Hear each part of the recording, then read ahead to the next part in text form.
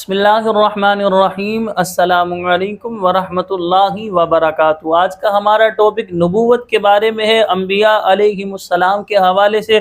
یہ پہلا پارٹ آپ سماعت فرما رہے ہیں، اس کا دوسرا پارٹ بھی ہم آپ حضرات کے سامنے پیش کریں گے۔ سب سے پہلے اس بات کو سمجھیے، نبی کسے کہتے ہیں؟ جس انسان کو اللہ عز و جل نے ہدایت کے لیے وحی بھیجی اسے نبی کہتے ہیں۔ اب سوال یہ پیدا ہوتا ہے، رسول کسے کہتے ہیں؟ انبیاء کرام میں سے جو اللہ عز و جل کی طرف سے کوئی نئی آسمانی کتاب اور نئی شریعت لے کر آئے اسے رسول کہتے ہیں۔ وحی کسے کہتے ہیں؟ وحی اس کلام کو کہتے ہیں جو کسی نبی پر اللہ عز و جل کی طرف سے نازل ہوا ہو۔ پھر وحی کی اقسام ہوتی ہیں۔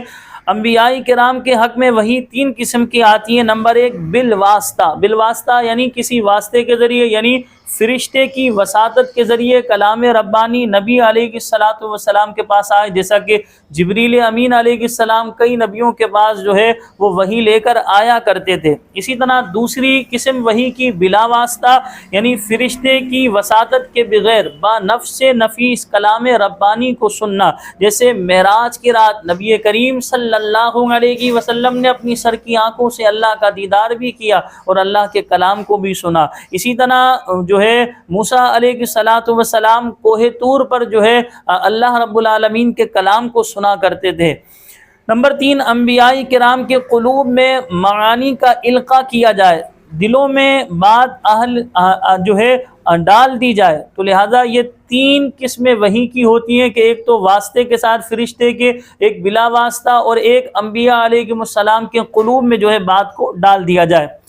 کیا غیر نبی کے پاس وحی آ سکتی ہے؟ تو یاد رکھیں، وحی نبوت غیر نبی کے پاس نہیں آتی ہے، اور جو اس کا قائل ہو، یعنی جو یہ کہے کہ میرے پاس معاذ اللہ وحی آئی ہے یا فلاں کے پاس آئی ہے، نبی کے علاوہ شخص کے بارے میں کہے، تو لہذا ایسا شخص کافر ہے۔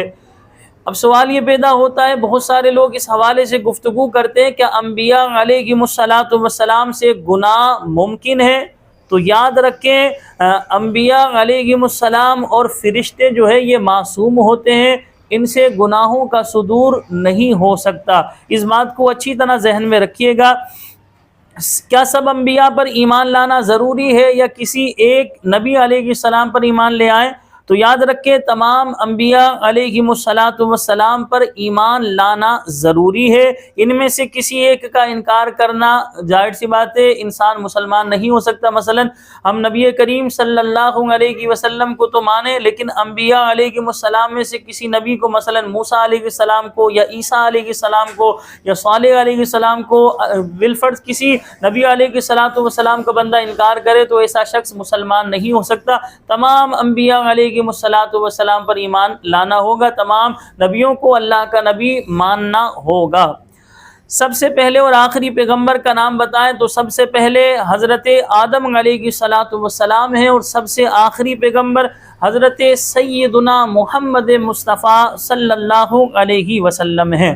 انبیاء کرام کو غیب کا علم ہونے کے بارے میں ہمارا کیا عقیدہ ہے؟ تو یاد رکھیں، اللہ عز و جل نے انبیاء علیہ السلام کو علم غیب عطا فرمایا۔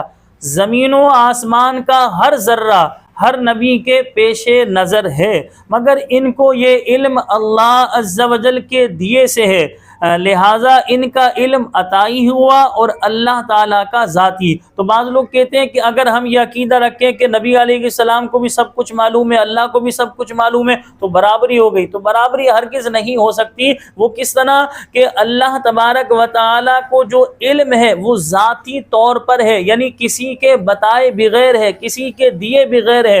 لیکن جب ہم انبیاء علیہ السلام کے بارے میں یہ بات بیان کرتے ہیں کہ اللہ کا نبی جو ہے وہ ذرے ذرے کا علم رکھتا ہے، تو اللہ کی عطا سے رکھتا ہے، اللہ کے دیے بغیر نہیں، تو برابری ان میں ہرگز نہیں ہو سکتی۔ نبیوں کے پاس جو علم ہے وہ اللہ کا دیا ہوا ہے، لیکن اللہ پاک کے پاس جو علم ہے وہ ذاتی ہے، اس میں ہرگز برابری نہیں ہو سکتی۔ عقیدہ ختم نبوت سے کیا مراد ہے؟ عقیدہ ختم نبوت سے مراد یہ ہے کہ ہمارے آقا حضرت محمد مصطفیٰ صلی اللہ علیہ وسلم اللہ کے آخری نبی ہیں، یعنی اللہ عز و جل نے حضور صلی اللہ علیہ وسلم کی ذات پر سلسلہ نبوت کو ختم کر دیا۔ حضور کے زمانے میں یا اس کے بعد قیامت تک اب کوئی نیا نبی نہیں آ سکتا۔ جو شخص ختم نبوت کو نہ مانے اس کے متعلق کیا حکم ہے؟ جو شخص سرور کائنات صلی اللہ علیہ وسلم کے زمانے میں یا آپ صلی اللہ علیہ وسلم کے بعد کسی کو نبوت ملنے کا عقیدہ رکھے یا کسی نئے نبی کے آنے کو مانے تو آنے کو جو ہے ممکن مانے تو ایسا شخص کافر ہے۔ انبیاء علیہ السلام کی حیات مبارکہ کے متعلق ہمارا کیا عقیدہ ہے؟ تو یاد رکھیں انبیاء علیہ السلام کی حیات مبارکہ کے متعلق ہمارا عقیدہ یہ ہے کہ وہ اپنی قبروں میں اسی طرح با حیات حقیقی زندہ ہیں جیسے دنیا میں تھے، کھاتے پیتے اور جہاں چاہے آتے ہیں۔ تو لہذا یہ نبیوں کے بارے میں ہم نے پہلا پارٹ آپ حضرات کے سامنے بیان کیا۔ یقیناً آج کی ویڈیو آپ کو بے حد پسند آئی ہوگی۔ آپ سے چھوٹی سی گزارش ہے اس ویڈیو کو شیئر بھی کیجیے گا، نیچے ایک اچھا سا کمنٹس کر دیا کریں ہماری حوصلہ افزائی کے لیے۔ اس ویڈیو کو لائک بھی کیجیے گا، ہمیں اپنی دعاؤں میں یاد رکھیے گا۔ ملتے ہیں اگلی ویڈیو میں، تب تک کے لیے ہمیں اجازت دیجیے۔ اللہ نگہبان۔ السلام علیکم ورحمۃ اللہ وبرکاتہ۔